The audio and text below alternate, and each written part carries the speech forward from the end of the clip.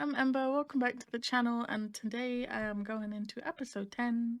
of A Boss and a Babe. Let's go into it. ตัวละครพฤติกรรมสถาน If I ที่ remember หน่วย rightly, งา we've น got to วิ go ชา get ชีพ และ Toop, เหตุการณ์ต่างๆในซีรีส์เรื่องนี้เป็น who's เรื่ been องสมมุติ arrested. ที่สร้างขึ้นเพื่อความบันเทิงเท่านั้น Find out what he's โดย been ไม่ up ได้มีเจ to. ตนาชี้นำหรือส่งเสริมการกระทำใด ๆ ที่เกิดขึ้นในเรื่อง I'm โปรด predicting ใช้ a วิ little จาร bit of ณญาณ stress ใน this การ week, รับ I'm ช not ม gonna lie. อย่าให้ใครมาทำให้ความสัมพันธ์ของเราพังเลยนะครับ Last episode was a little bit sad in places too. เป็นอีเมลการของแผนกพวกคุณผมถามว่าใครเป็นคนทำ ผมผิดหวังในตัวคุณมากนะ ไอ้ไม่อยากเสียเขาไปอะไอ้รักเขา ทูบโดนจับอยู่ที่สอนอ ว่าไงนะ Yeah. เฮ้ย งอนอยู่ซบไหลได้อย่างเดียว จ้า Cute. What was that building? What is that building? That building's in Ailong Nai at the moment too. I see it a บอส lot. ผมต้องทำยังไงบ้างวะ ทำยังไงทูบถึงจะได้ออกมา คุณใจเย็นก่อนนะ ตอนนี้คุณรีบไปหาน้องเถอะ เดี๋ยวผมขอเข้าไปคุยกับตำรวจก่อน บอสจะช่วยทูบได้ใช่ไหมครับ ครับ แต่ตอนนี้ทุกคงตกใจแล้วกลัวมาก คุณต้องตั้งสติ เข้มแข็ง แล้วก็เป็นเสาหลักให้น้องนะ Like you're being for him. Mr. Reliable. เก่งมากครับ บอสรีบมานะครับ เดี๋ยวผมรีบไป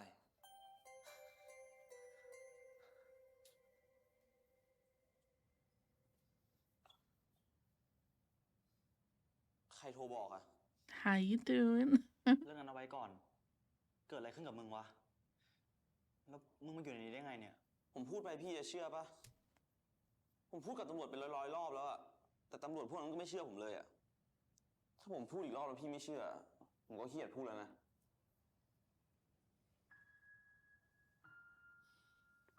It depends. Are you gonna tell the truth? ไอ้ทูบกูพี่มึงนะเว้ย ดูแต่ละอย่างที่ผมทำกับพี่ดิ ถ้าผมเป็นพี่อะผมคงตัดน้องเร็วๆแบบนี้ออกจากชีวิตไปแล้วล่ะ ก็นั่นมันมึงไง ไม่ใช่กู กูอะไม่มีทางตัดมึงออกจากชีวิตหรอกนะเว้ยไอ้ทูบ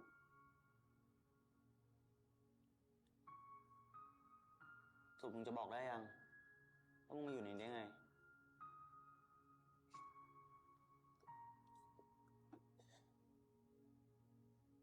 คือ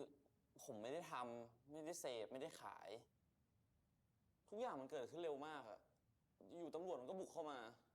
แล้วไอ้บอลมันก็ยัดของใส่มือผมเลยอะพี่ ไอ้บอล I believe it. People like that do anything to get out of being caught, right? Even throwing other people under the bus.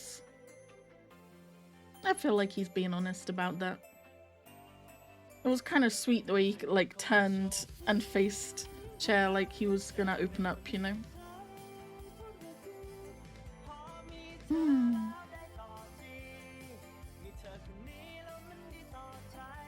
Let's hope this is gonna be a bit of a turning point for them where they can get along a bit better.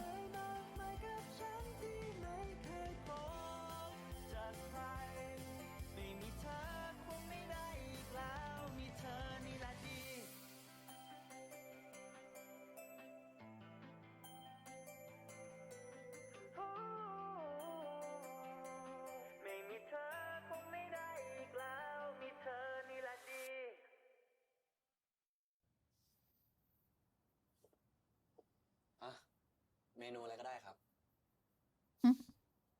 You get a whatever drink now too. ขอบคุณครับ Oh, this is where they were. Okay. I was trying to work it out in last week's preview. ไอ้ทูบจะออกมาได้เมื่อไหร่อะ คดีของทูบอะเป็นคดียาเสพติด ผมให้ทนายของบริษัทจัดการให้แล้ว เขายืนยันว่าประกันตัวได้ That's very good of you, sir. แต่มันก็ต้องใช้หลักทรัพย์มากพอสมควรนะ มากเท่าไหร่อะครับ ผมจะมีปัญญาไหมอะ เรื่องนั้นนะผมจัดการให้แล้ว แต่ที่จะบอกก็คือมันมีหลายขั้นตอนที่ต้องจัดการ ซึ่งทูบอะอาจจะออกมาในวันพรุ่งนี้ คือไอ้ทูบต้องนอนคุกเหรอครับบอส Hmm.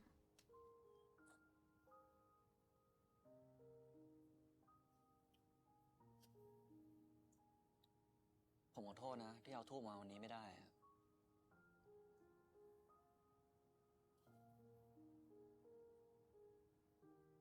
แต่เชครับ ที่ประกันตัวได้อะมันก็แค่ชั่วคราวนะ จนกว่าจะพิสูจน์ความบริสุทธิ์ของน้องคุณได้อะทุกอย่างมันถึงจะจบ How are you gonna do that exactly? ว่าทูบเกี่ยวข้องกับคดียาเสพติดจริงๆอะเขาต้องว่าไปตามกฎหมายนะครับ แต่ผมเชื่อไอ้ทูบนะครับบอส มันบอกว่ามันไม่ได้ทำอ่ะ ผมก็เชื่อคุณเหมือนกัน Unfortunately, that's not enough for the law.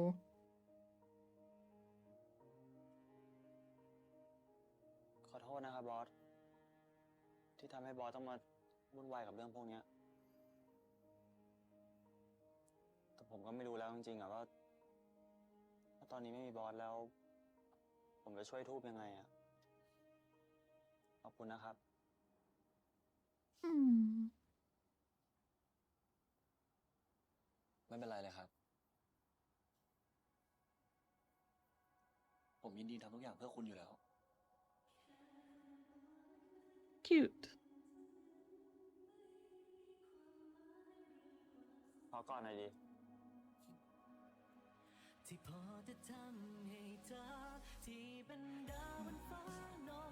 Cute. ไม่ต้องกลัวนะครับ อีกเดี๋ยวทุกอย่างก็จบแล้ว ผมจะอยู่ Thank ข้างๆ goodness you guys are getting back to a good place. I love like the two people in the couple against the world and are facing exterior problems. Don't so much like drama between the two people. That's where I really struggle. That is beautiful. น้องโซ่กินเยอะๆนะ จะได้โตไว โซ่โตแล้ว นี่ก็อยู่มหาลัยแล้ว ๆ ไม่ใช่ พี่ไม่ได้หมายความว่าให้ตัวโตกว่านี้แล้ว แต่ว่าทำไมความน่ารักของน้องโซ่ขึ้นทุกวันเลยอ่ะ มันแบบ โอ้ยใจมัน They must have to put up with this every single day. พี่เทียครับมึงเป็นไงหรอครับเดี๋ยวกูเนี่ยช่วยเอาตีนสำรวจให้มาครับ ไอ้เพื่อน Cute จ๋าครับ ไม่เสือกสิครับ กูคุยกับน้องโซ่เนอะ แต่ว่ากูก็อยู่ด้วยไง แต่ถ้าเฮียไม่พอใจอ่ะครับ You must be used to it by now. They must be like that every day. มันเป็นร้านของกูไงไอ้ห่า And they're so sweet. พี่แจ็ค Can we get them in another series? ไม่ได้มาด้วยกันเหรอ I would ไล be น์มาบอก down. ว่าปวดหัว ขอนอนอยู่ห้องเนี่ยเช้าเรา นี่มันยังไม่หายเฮิร์ตอีกเหรอวะเสียเชิงไอ้แหลมชิบหายเลย เป็นเพราะมึงไงพี่แจ๊คไปขัดขวางความรักคนอื่นเขา ระวังบาปกรรมจะตาม Don't ทัน put it all on him. What are you talking about? Mm.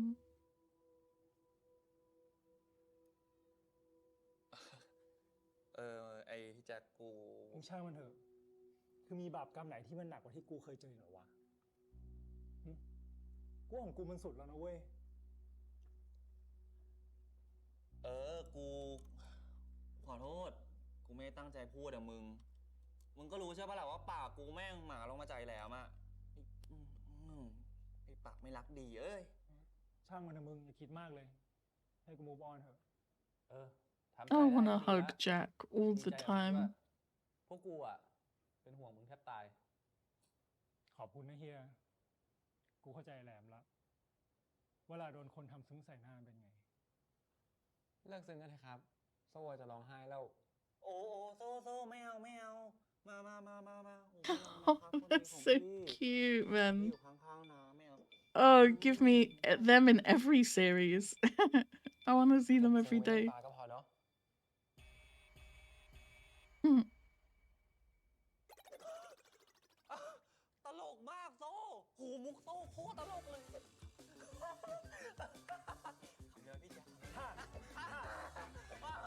I want to hug Jack. He wasn't even like the one getting in the way, really, right? He was pressured to by other people. at the workplace telling him he should say something. He didn't even want to. ทำหน้าหมาเนี่ยคืนนี้ผมต้องนอนนี่ใช่ปะ And there was like nothing in there. Like no bed or anything. บอสช่วยเต็มที่แล้ววะแต่ประกันตัวมึงมันต้องใช้เงินอะแล้วก็เอกสารอีกหลายอย่างเลยทำไม่ทันวันนี้วะกูขอโทษนะเว้ยเฮ้ยแต่มึงไม่ต้องห่วงเว้ยยังไงพรุ่งนี้มึงก็ได้ออกกูถามทนายแล้ว ยางมันอยู่ในมือผมนะพี่หลักฐานมันชัดขนาดนี้ประกันตัวไปก็ไม่รอดอยู่ดีปะ มึงใจเย็นดิวะ Sounds like a stupid question, but by any ความ chance จริ were ง you อะเป็น doing ความจริง this นะเว้ย somewhere where there was CCTV? มึงไม่ต้องกลัวนะไอ้ทู Because that would be convenient. ยังไงกูก็จะอยู่กับมึงตรงนี้แหละไม่ว่าแม่งจะยากแค่ไหนอะกูกับบอสก็จะช่วยมึงให้ได้ เข้าใจไหม อายใจชิบหายเลยวะทั้งกับพี่แล้วก็เจ้านายพี่อะ เรื่องเนี้ยถ้าพรุ่งนี้มึงออกไปได้นะ ถ้ามึงไม่ไปขอโทษบอสนะ กูเนี่ยจะต่อยมึงกรามหักเลย Okay. แล้วนี่เขาไปไหน He doesn't even care if he gets an apology. He just wants Gun to get an ออกไปหาอะไรให้ apology. มึงกินนี่แหละ Cute. แถวนี้ไม่ค่อยมีอะไรขายเลยครับ ผมหาได้เท่านี้อะบอสครับบอสกลับก่อนก็ได้นะครับ คือผมไม่ค่อยสบายใจเลยอะที่เห็นบอสมานั่งแบบเนี้ยทำไมอะครับ ก็ที่นี่มันไม่ดีอะบอส No shit, ถ้าคุณอยู่ Sherlock. ได้ ผมก็อยู่ได้ ไม่ต้องกังวลไปหรอกครับ แต่บอส Family บอสเป็น triangle. CEO ของบริษัทใหญ่อ่ะ กินข้าวหน่อยนะครับ พรุ่งนี้ก่อนเที่ยงอะทนายบอกแล้วว่าก็ออกมาได้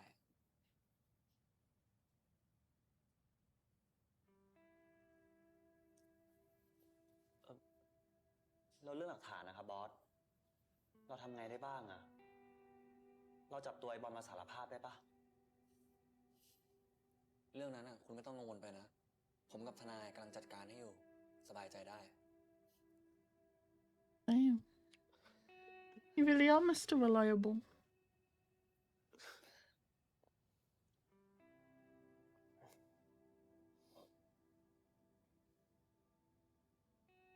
จะดราม่าทำไมวะ ผมขอโทษ ไม่รู้ว่าพูดตอนนี้พวกพี่จะเชื่อผมหรือเปล่า หรืออาจจะคิดว่าผมแค่พูดเพราะอยากออกจากที่นี่ แต่ผมขอโทษจริง I believe that too. He's just a kid, right? And he's lost his sister. ๆผมขอโทษผมทำให้พี่ He was เหนื่อย just มากเลยใช่ไหม lashing out. กูกับบอสอะไม่เคยโกรธอะไรมึงเลยนะเว้ย มึงน้องกูอะ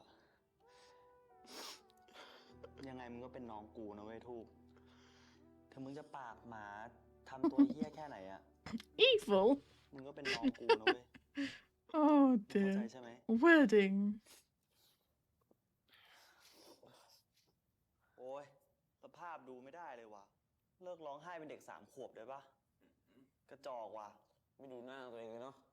ผมก็จอกพี่ก็จอกมาแหละ มึงอะกระจอกกับกูอีก เด็กๆรถล้มไม่เห็น Yeah, ร้อง they're ไห้เลย definitely like brothers now. ไม่ไหวแล้วเนี่ย ขี้มูกมึงอะติดเสื้อกูหมดแล้วเนี่ย กลับไปกูต้องไปซักแล้วเนี่ย กินข้าวได้แล้วครับ ไม่ต้องทะเลาะกัน เสียงดังกว่านี้เดี๋ยวตำรวจมาไล่นะ And the responsible adult of the family triangle. พรุ่งนี้จะได้มีแรง Here we get you out of jail. ก็อยู่เป็นเพื่อนคุณไง We stop you doing dodgy stuff. คุณ No อยู่ more ได้ dodgy ผม stuff. ก็อยู่ได้ ครั้งที่แล้วนอนริมทะเล ครั้งนี้นอนหน้าโรงพัก Yeah, you guys lead an exciting life. I'm just doing extra admin stuff for my job, so I need to take a break in between each part just to check up on that. So I'll be back. I'm just forever waiting for people to email me back. ดี so ไมเซล่า we'll keep ดีจน going. ใครๆก็บอกต่อ Whew.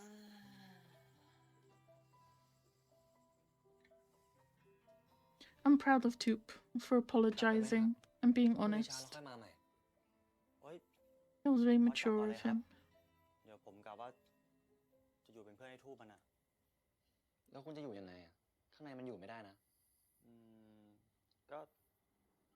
นอนตรงนี้แหละครับบอส เดี๋ยวแป๊บเดียวก็เช้าแล้ว ผมไม่อยากให้มันมองมาแล้วไม่เจอใครอะครับบอส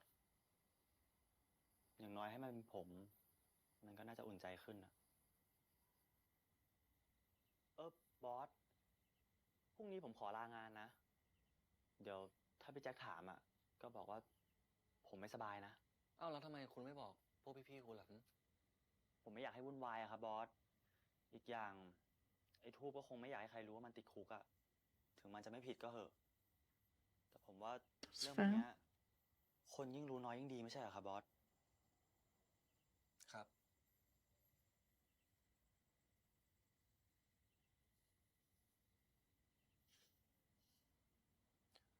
ฮัลโหลครับคุณอ๋อย ผมขอโทษที่โทรมาตอนกลางคืนนะครับ ประชุมพรุ่งนี้ผมคงไม่ได้เข้าแล้วแหละ พอดีผมมีปัญหาที่โรงแรมนิดหน่อยนะ แล้วก็ออฟฟิศก็คงไม่ได้เข้าด้วยนะครับ โอเคครับ He's got the deer in the headlights look again. เฮ้ย นี่บอสทำอะไรเนี่ย คุณไม่เข้าใจเหรอ ก็อยู่เป็นเพื่อนคุณไง เอ้า นั่งตากยุงทั้งคืนอะมันไม่ตลกนะบอส ผมขำตอนไหนอะ ยังจะมีเวลามาเล่นมุกอีก กลับไปก่อนไป เดี๋ยวพรุ่งนี้ค่อยมา ไม่เอาอะแป๊บเดียวก็เช้าแล้วไม่ใช่เหรอ Wherever you go, he goes. แต่มันลำบากนะบอส คุณอยู่ได้ ผมก็อยู่ได้ ดื้อจังวะ เจ้านายบริษัทเนี่ย ดื้อให้กับบางคนเท่านั้นแหละครับ แล้วทำไมคนที่โชคร้ายคนนั้นน่ะ ต้องเป็นผมด้วยอ่ะ ฮะ สงสัยเป็นผมลิขิตมั้ง ผมที่ They're back to flirting again. มุกนี้คุณเล่นไปแล้วอ่ะ มีมุกอื่นอีกปะ ทดสอบความจำเฉยๆหรอก นึกว่าแก่แล้วสมองจะไม่ดี ถึงเราจะอายุห่างกันไม่กี่ปีนะครับ แต่เลิกเล่นมุกแบบนี้เถอะ มันอ่อนวัยนะ แต่บอสหน้านำไปแล้วอะดิ เช โอ้ยล้อเล่นน่ะทำเป็นเข้มไปได้ Guess birthdays are gonna be a little bit touchy too, no? เรามาหาอะไรเล่นฆ่าเวลากันไหม เช่น เช่นเกมสารภาพความจริง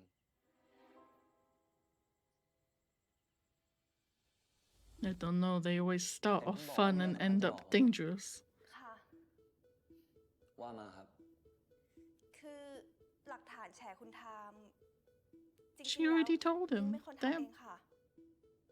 I thought we were น้อง gonna เช see น that เปิด later เผย on. อีเมลของอิง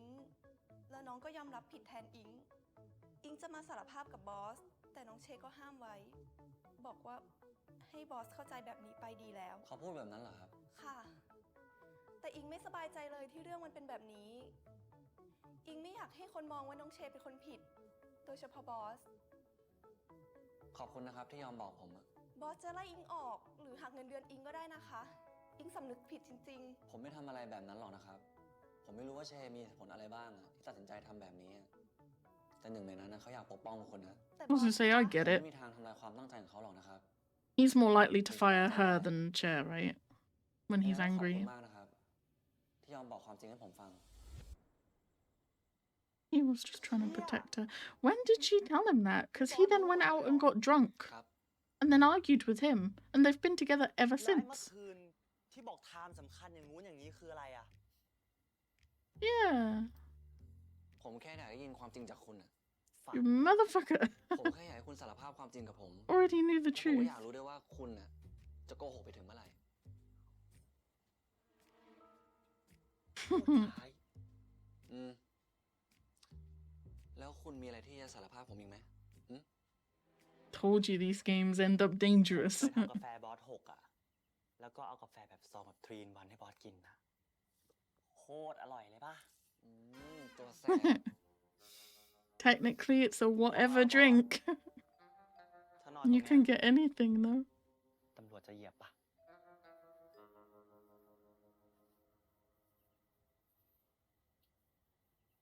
พี่ที่นอนยังครับ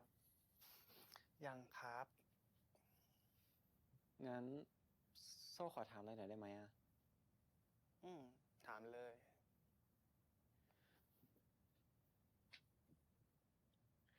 ถ้าการแข่งครั้งเนี้ยทีมเราแพ้อะพี่ทีจะเสียใจไหม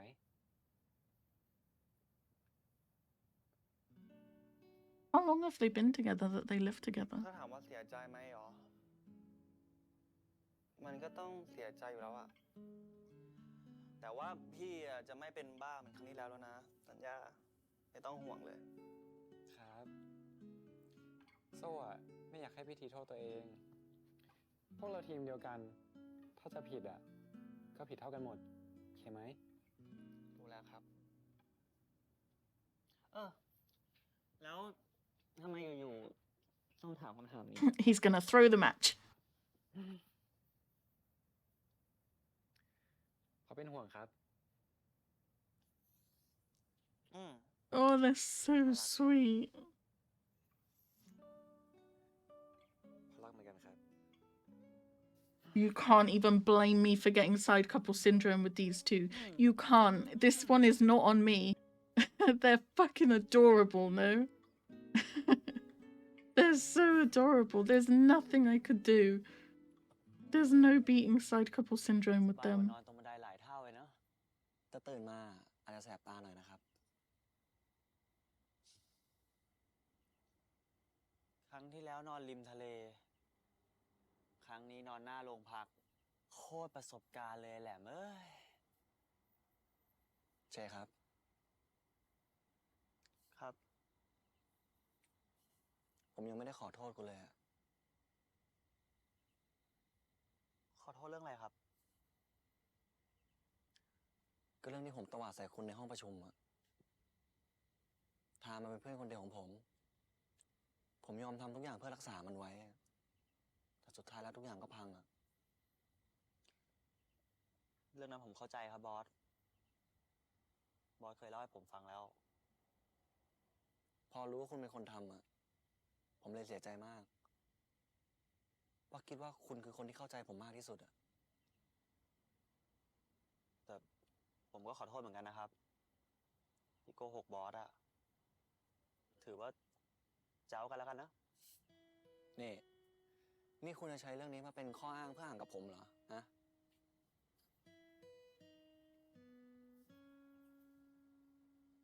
ก็ประมาณนั้นแหละครับ แต่ไม่ทำแล้ว โคตรเหนื่อย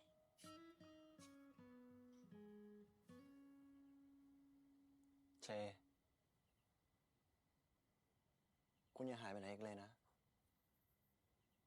I would also like you to promise that. ชีวิตที่ไม่มีคุณอะผมก็ไม่รู้ว่ามันจะเป็นยังไงอะ รู้น่า No more doubts from you, please, sir. คงเหมือนหมาที่โดนเจ้าของ Because ปล่อยทิ้งไว้ข้าง I ทาง find it exhausting. ครับ ก็คงจะเป็นอย่างนั้นแหละ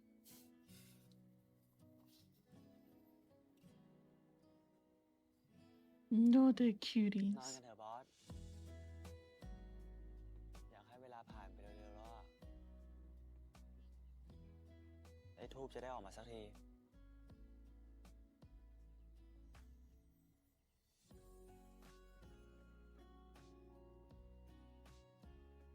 เชไม่เคยลืมเทียน เธอจะอยู่ในใจเชตลอดไป แล้วพี่อะ พี่เหรอ ก็คงเป็นปัจจุบัน หรือไม่ก็อนาคตมั้ง Alright, I'll load it up, but wait, where did it? Thank you. Alright, we continue.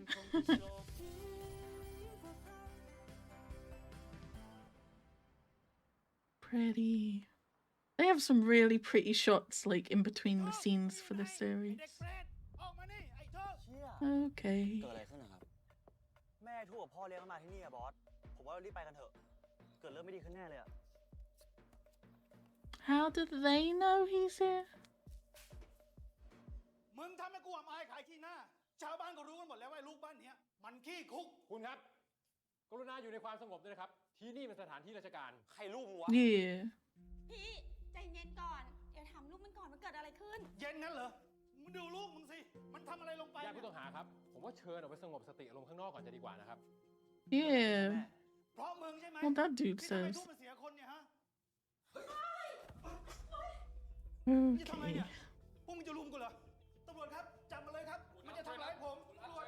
อย่าคิดว่ากูมานี่เพื่อช่วยมึงนะ กูมาสมน้ำหน้ามึงไอ้เด็กเปรต สักวันมึงต้องตายในคุกนี่แหละ ใครจะแน่ต้องตายในคุก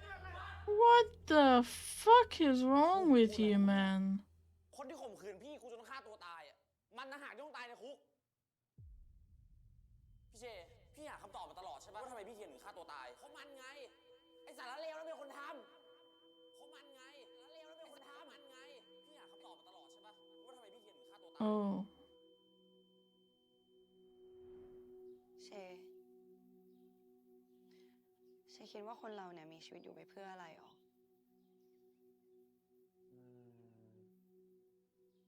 เพื่อมีความสุขมั้ง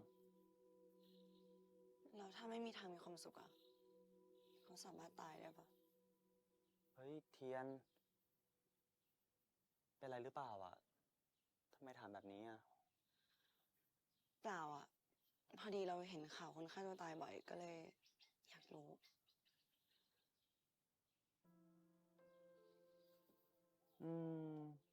เราว่าทุกคนก็คงมีเหตุผลของตัวเองแหละ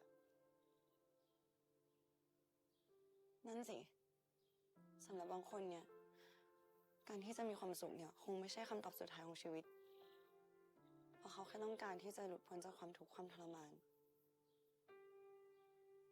แค่นั้นคงพอมั้ง ทำไมมันถึงไม่ยอมบอกกูวะทูบ ผมแค่อยากปกป้องพี่เทียนอะไม่อยากให้ใครมาสมเพศโดนพ่อเลี้ยงจนข่มขืนซ้ำๆต้องฆ่าตัวตาย ข่มขืนซ้ำๆเหรอ 3 ปีที่พี่เทียนทนอยู่กับเหตุการณ์นั้น ผมพยายามบอกให้เขาบอกพี่ หรือบอกใครก็ได้ช่วยเราได้แต่เขาก็ไม่ยอมบอก ทำไมมันถึงเป็นแบบนี้วะ ผมขอโทษนะพี่ที่ทำให้ชาวบ้านเข้าใจผิดว่าพี่เป็นคนทำอะทั้งที่ผมก็รู้อยู่แก่ใจ แต่พี่เทียนเขาขอไว้อะเขาไม่อยากให้พี่รู้เรื่องนี้เขากลัวพี่จะรังเกียจที่เขาไม่รับรักพี่อะไม่ใช่เขาไม่รักพี่นะแต่เขารู้สึกว่าตัวเองสกปรกไม่คู่ควรกับพี่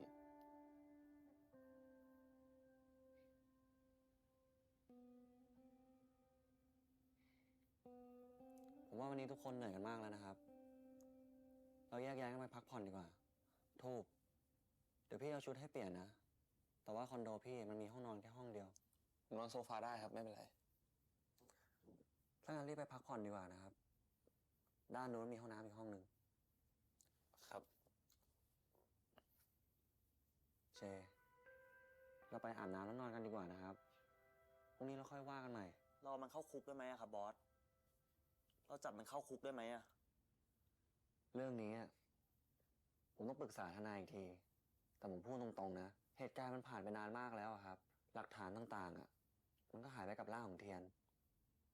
แล้วถ้าเรามีพยานที่เห็นเหตุการณ์นะครับ เราจะมันเข้าคุกได้ไหม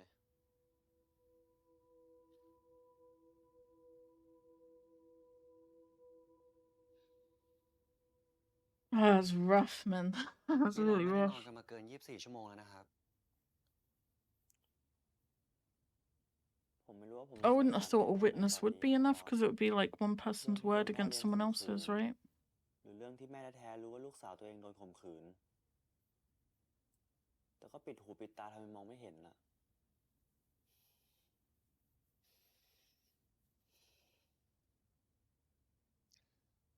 ป่านนี้เทียนคงไปเกิดในครอบครัวที่อบอุ่น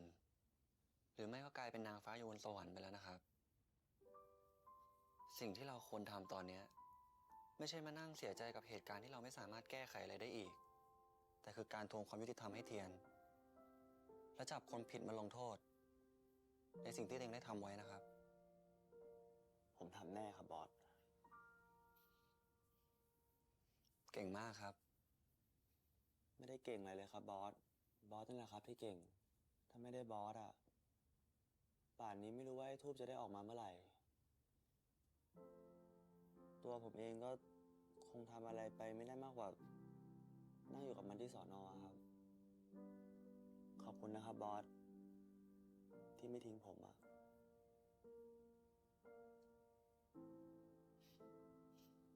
ถ้างั้นพักผ่อนนะครับบ่ะ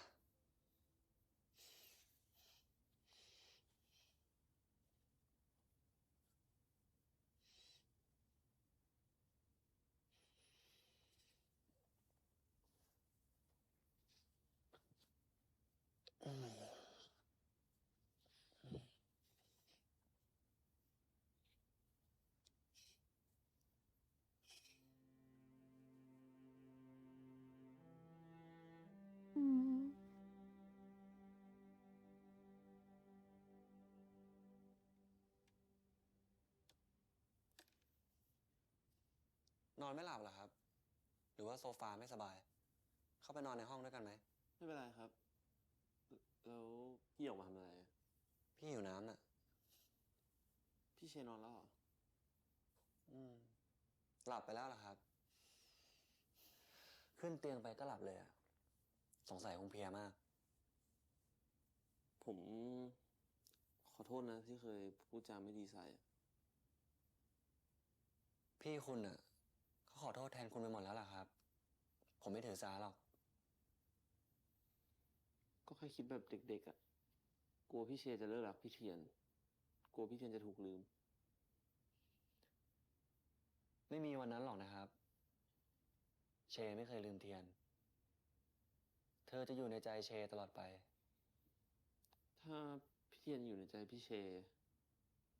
แล้วพี่อะคือใคร พี่เหรอ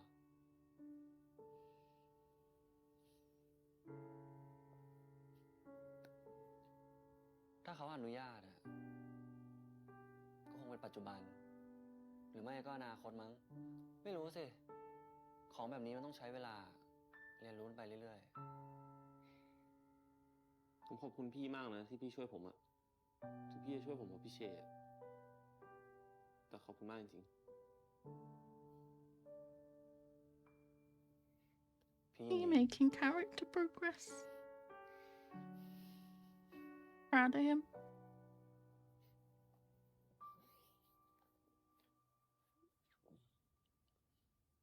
ไปไหนมาครับ ไปกินน้ำนะครับ แล้วให้ทูบนอนได้ไหมอะ สบายครับ คุณไม่ต้องเป็นห่วงนะ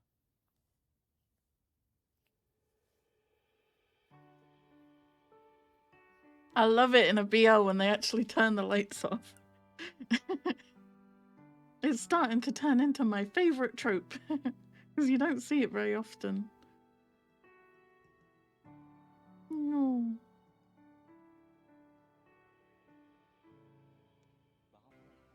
Finally going back to work. รู้ตัวนะว่าหล่ออะแต่ไม่ต้องมองขนาดนี้เลย มึงหายไปไหนมา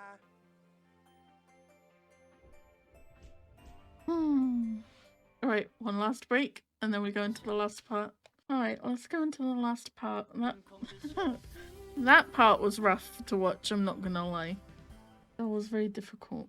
วันนี้นะครับที่เรามาประชุมกันเนี่ยเพราะว่ามิชชั่น7ของเรานะครับมีปัญหาครับผมไม่ผ่าน QA นะครับ QA ตีงานกลับมานะครับเพราะว่าเกิดปัญหาติดบั๊กครับ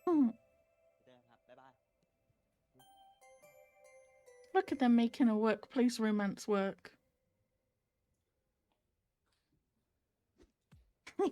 Finally coming back to work. รู้ตัวนะว่าหล่ออะแต่ไม่ต้องมองขนาดนี้เลย มึงหายไปไหนมา ป่วยอะ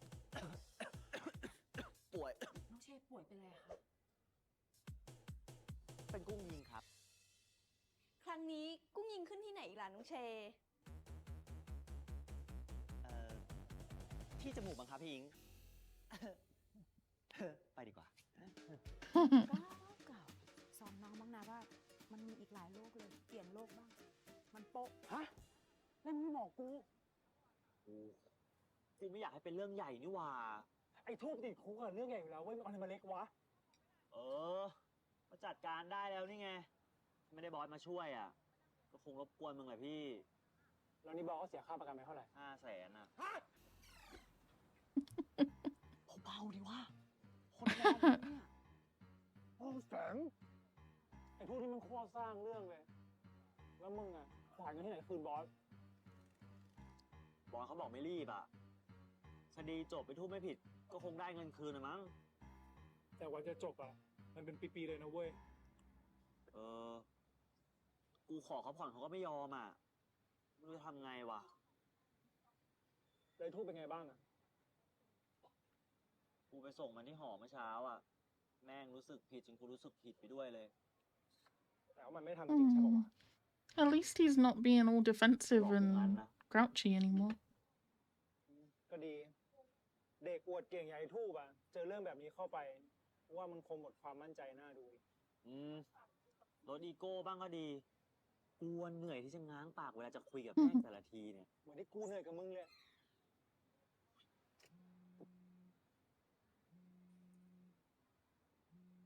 Oh my god, man, I hope you keep that hairstyle for the rest of your life. That looks so good. ทายาทเจ้าของธุรกิจโรงแรม เกี่ยวข้องคดีค้ายาเสพติดนั่นมันรูปบอสกับมึงนี่หว่าไอ้แหลม Uh-oh. เป็นงี้ไปได้ไงวะ แล้วเมื่อกี้คุณแม่บอสมา อยู่ในห้องบอสนี่เอง ทุกอย่างมันเป็นเรื่องเข้าใจผิดนะครับ ผมอธิบายได้ แต่ข่าวมันก็ออกไปแล้ว ถึงยังไงภาพลักษณ์ของเราก็เสียไปแล้ว แต่แม่ครับ ความจริงเนี่ยก็คือความจริงอะถ้าคนเขาเข้าใจผิดแล้วเขาแค่อธิบายอะ กัน คนในสังคมเนี่ยมันพร้อมที่จะเหยียบย่ำเรามากกว่าสร้างนะลูก แล้วผมทำอะไรได้บ้างอะ ลูกต้องเลิกยุ่งกับเด็กคนนั้น No, that ain't gonna happen. ผมทำแบบนั้นไม่ได้อะ พ่อให้แม่มาเจรจากับลูกเรื่องนี้ ถ้าลูกจบมันไม่ได้ ลูกรู้ใช่ไหมว่ามันจะเกิดอะไรขึ้นบ้าง Oh, don't do it, man. Oh, please. ขอโทษที่เสียมารยาทที่ไม่ได้เคาะประตูก่อนนะครับ แต่เรื่องเนี้ยผมปล่อยให้ใครเข้าใจผิดไม่ได้จริงๆครับ เช คุณออกไปก่อน บอสไม่ได้ผิดจริงๆนะครับ แต่ถ้าจะมีสิ่งที่ผิด ก็คงจะมีแค่อย่างเดียว ผิดที่ได้มารู้จักกับคนอย่างเธอไง You don't even know him. What are you talking about? นี่คือวิธีเดียวที่คนไม่มีอะไรอย่างเธอ พอที่จะชดใช้กับสิ่งที่มันเกิดขึ้นได้ Oh, he just got his confidence back in their relationship.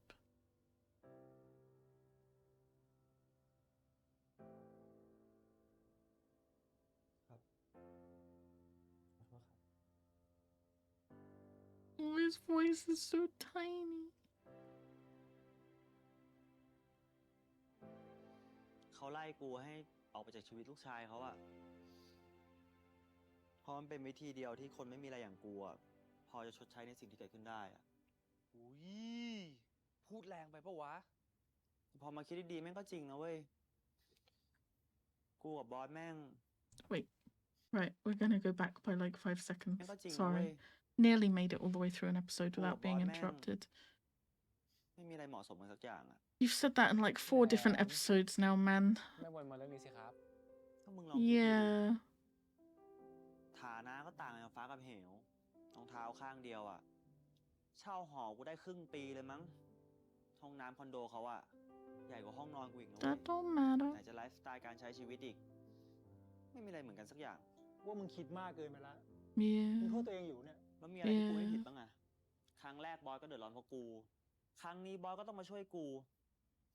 ก็มาเดือดร้อนอีกอะ แล้วมึงเคยถามเขายังอะว่าสิ่งที่เขาทำให้มึงอะเขาคิดว่ามันคือเรื่องเดือดร้อนจริงหรือเปล่า หรือว่าเขาอะเต็มใจทำให้มึงวะฮะ Take advice from the relationship expert. He is making it work right now. พี่แหลมใจเย็นไม่ต้องคิดมากนะครับ ทั้งทูบ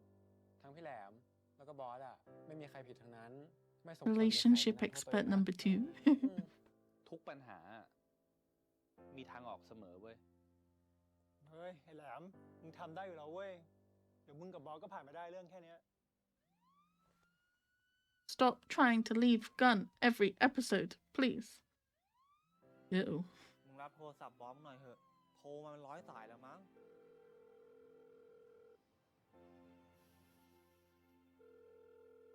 อืม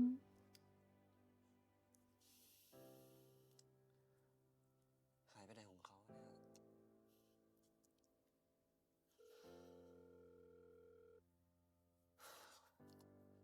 ทำไมไม่รับสายอะเช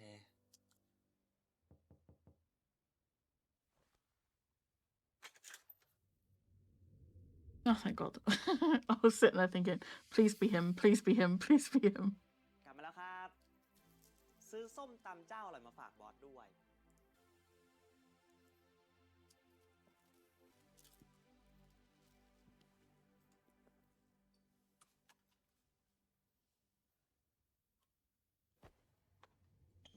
Mm.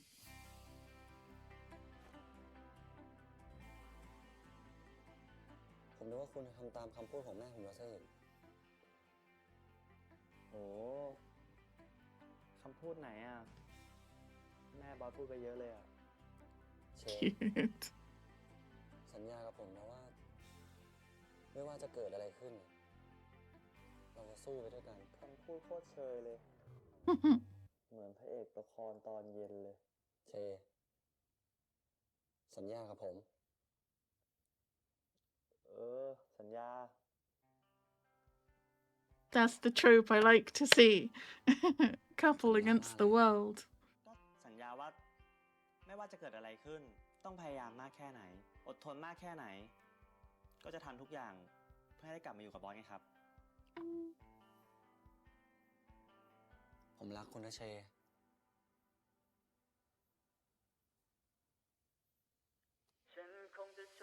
Mm.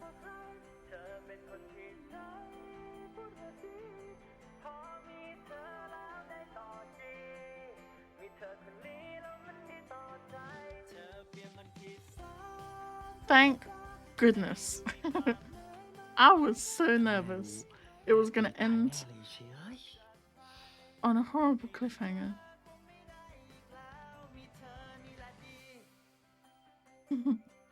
รู้เรื่องอะไรเหรอครับ What you guys up to? แม่ให้หัวใจมาแค่ดวงเดียวอ่ะ ก็ดันไปให้เขาซะหมด นี่ คุณน้ำเน่าไม่ต่างจากผมเลยนะ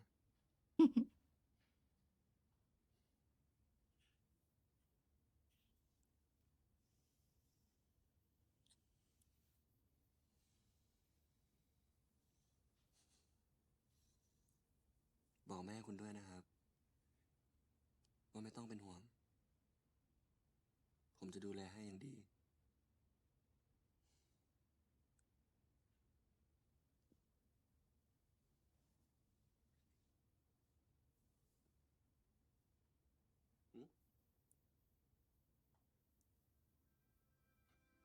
Okay.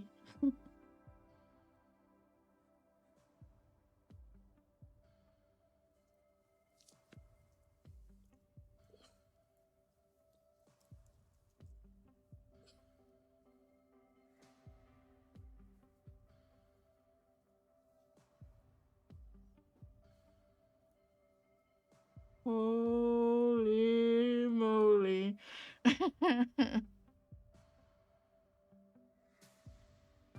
นี่คุณเริ่มก่อนเลยเหรอ ได้ปะล่ะ Proud of you, very brave.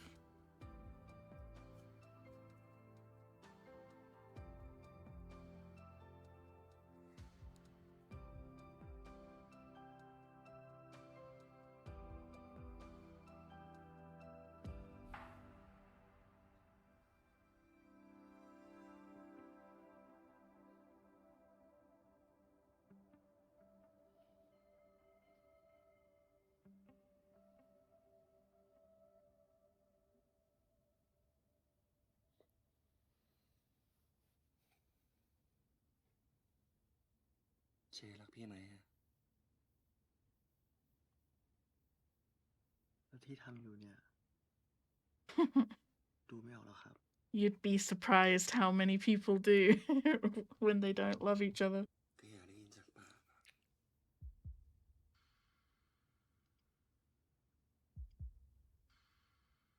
เชรักพี่กันนะครับ No, he called him pecan and everything. Jesus.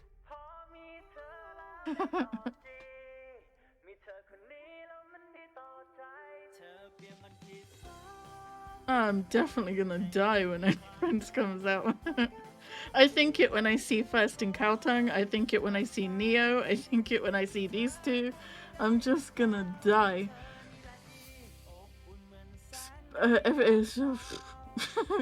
Anytime Force starts taking his clothes off, it's like a life-threatening incident. Jeez. That's the kind of cliffhanger I like. I can get behind those cliffhangers.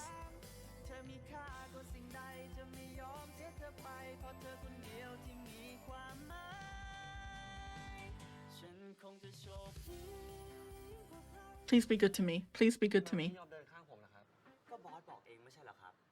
ว่าไม่มีเจ้าของบริษัทกับเด็กฝึกงาน You've got to be nearly done, right? It was 2 weeks left last episode. ผมเรียกคุณว่าเบฟดีเหรอ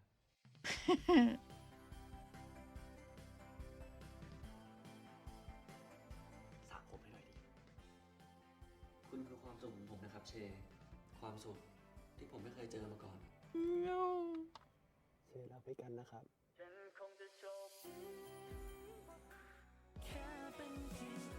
That was such a good preview for episode 11. There has to be an episode 11 curse. There has to be. But I said that with my school president and there wasn't either.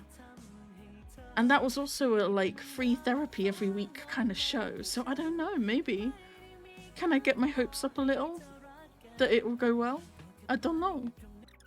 They've still not answered my email. It's alright. Take your time. Damn, it's recommended Between Us again and everything. Well, that was a... Jeez. Lord have mercy. That was, mostly really sweet, especially the first half. It was very sweet. I loved seeing Toop get a bit of a character arc and a character progression. Proud of him for being mature enough to admit that he was wrong and kind of a douche, and kind of explain where he was coming from. I thought the scene where the Gun just brings the food in and they all just sit on the floor eating food together, it was very kind of like a family moment, and I think Gun and Cher are definitely more family than anything else Toop has got going in his life. That was June Dunk? Yeah, I was looking, was it in this part? Yeah, this right here where he's talking to his friends. I was looking behind him at the picture and I was like, that really looks like June though. I didn't think it was though. I thought I was just imagining things. Anyway, I thought that was very sweet. Obviously, I've not been a big fan of Toop up until now. I've definitely understood where he's coming from and I can see that he's having a very difficult time. But I'm always a strong believer of like, you can have stuff going on but don't take it out on other people. Like, don't make other people's lives a misery kind of thing. So I know that's not easy for everyone to do, but it's something that I strive for. So taking your misery out on other people, I don't know. So I've been very frustrated with him in previous episodes, but I really like this kind of character progression we're seeing from him, and it's kind of what I wanted from him. I wanted to see him kind of open up a bit and be a bit more vulnerable and realise that he's got people that cares about him. And we also got even more information about why he's so closed off. We learned what really happened with Tien. It was very rough to hear though, like not just because it's an awful thing to happen, but like the flashback where she's talking about like some people who don't see any happiness in life, they just want a way out of the misery, right? I've got to try not to apply that to real life experiences and real life situations too much, otherwise that will get me like really upset. I don't know, that was just very hard to listen to. And then as if it couldn't get any worse, we've then got someone taking a picture of these two outside the police station and framing them or making it seem like they're involved in this big drug problem, which is obviously very damaging to both of their reputations. And now Gun's mother is getting involved and trying to be problematic. I don't know, it's very stressful. I don't like it. I don't like it at all. I don't know who took the picture. It could easily be the Tem guy, right? For like, because he said, if I'm going down, if my life is ruined, I'm taking you with me, kind of thing. So he could easily be, you know, doing something like that to get back at him. But it does make sense that he would try to ruin Gunn's reputation the way he feels like Gunn has ruined his. So I don't know. We'll have to see what the consequences are for these two defying the mum. So yeah, a couple of different stressful things going on, but overall it was a really sweet episode. And these two have gotten a whole bunch closer. And it was nice to see Chair, who's previously had his confidence completely squished on multiple occasions in their relationship. And he had like a chat with his friends about it, and immediately was like, yeah, no, you're right, I'm gonna fight for this. And he turns up at Gunn's door. So it's very sweet to see him like stick beside Gunn and fight for their relationship. I think that's great. This whole scene at the end where they hug each other and like decide to fight together, I love that so much. I really do prefer like the couple sticking together to fight against these external forces rather than them bickering between each other like they had last episode. And then they told each other they loved each other. I didn't know if Chair was going to say it this episode, because you see Gunn say it and he doesn't say anything back. And I was going to say, like, that's completely fine. I want to normalize not having to say it back when someone says it to you, and for it to not be awkward or a weird thing. So I was completely fine with him not saying it back. It doesn't mean that he doesn't feel it already. And it doesn't mean that he won't in the future if he's not quite there yet and stuff like that. So I was absolutely fine with that, but at the same time, it was really sweet that he said it this episode. And he called him P. Gunn as well. It was really, really sweet. And then they had their whole scene at the end, which was jam-packed full of chemistry. Jam-packed. My goodness. Lord have mercy. That was a good scene. That was a good episode. I liked it a whole bunch. This comment is great. When Cher lifted Gunn's shirt, I'm not okay, to say the least. Me too, fam. Me too. Considering he's had his confidence dashed quite a lot, and he's tried to kind of back off from the relationship, to see him like double down and be like, no, that, you know, I'm gonna fight for this, is really, really great. Last episode he was saying like, it's so exhausting to, since you've been in my life, all the stuff we've had to go through, stuff like that, he's found it so exhausting. This episode he said, you know, it's so exhausting to stay away from you and to not be together and to try and stay away and stuff like that. I think that's great. That he, you know, he's kind of starting to be more confident in what they have. Anyway,